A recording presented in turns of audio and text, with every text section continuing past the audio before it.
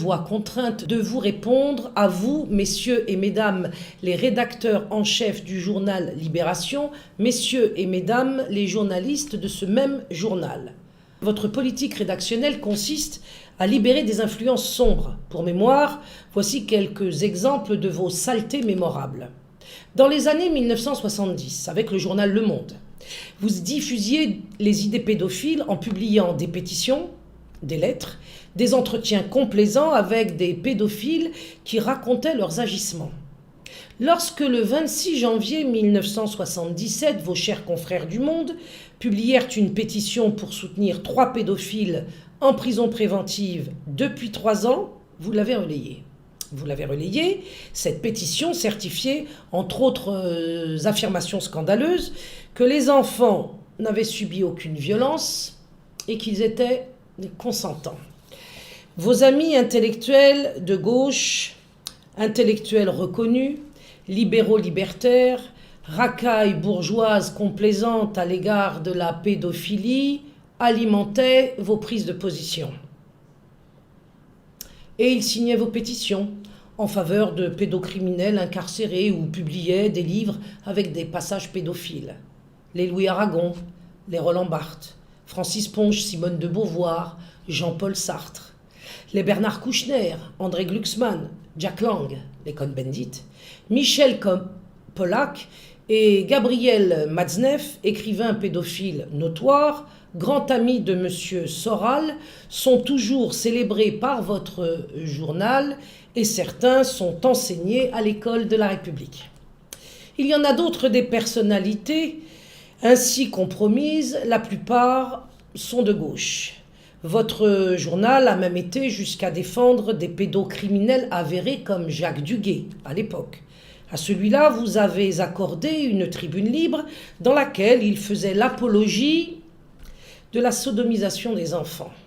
Gabriel Matzneff témoigna au procès en faveur de Jacques Duguay, pas des enfants violés. Gabriel Matzneff, auteur de quelques phrases célèbres, celle-ci par exemple, ouvrez les guillemets. Coucher avec un enfant ou une enfant, c'est une expérience hiérophanique, une épreuve baptismale, une aventure sacrée, fermez les guillemets. Autre citation du même personnage, ouvrez les guillemets, ce qui me captive, c'est moins un sexe déterminé que l'extrême jeunesse, celle qui s'étend de la 10e à la 16e année. Fermez les guillemets. 3e extrait tiré des œuvres de M. Matzneff, extrait d'actualité d'ailleurs, ouvrez les guillemets, les très jeunes sont tentants. Je répète, les très jeunes sont tentants, ils sont aussi tentés. Je n'ai jamais, dit-il, arraché ni par la ruse, ni par la force le moindre baiser, la moindre caresse. Fermez les guillemets, fin de citation. À Gabriel Matzneff, la République laïque décerna le prix Renaudot en 2013.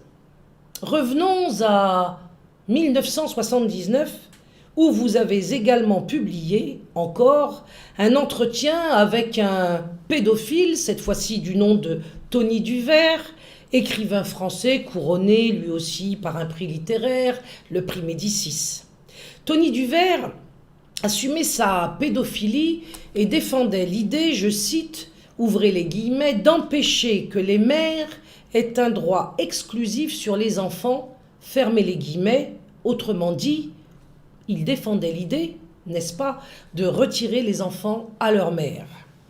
Le 20 juin 1981, un article intitulé « Câlins enfantins » paraît dans vos colonnes. Votre article présente, de manière complaisante, comme c'était toujours le cas à l'époque, le témoignage d'un pédophile sur ses rapports sexuels avec une enfant de 5 ans, comme c'était toujours le cas à l'époque dans votre média. Est-ce un hasard si vous faites corps avec l'école républicaine qui enseigne la théorie du genre sans l'accord des parents? Est-ce un hasard? Est-ce une coïncidence si vous préconisez l'éducation à la sexualité sous toutes ses formes en classe?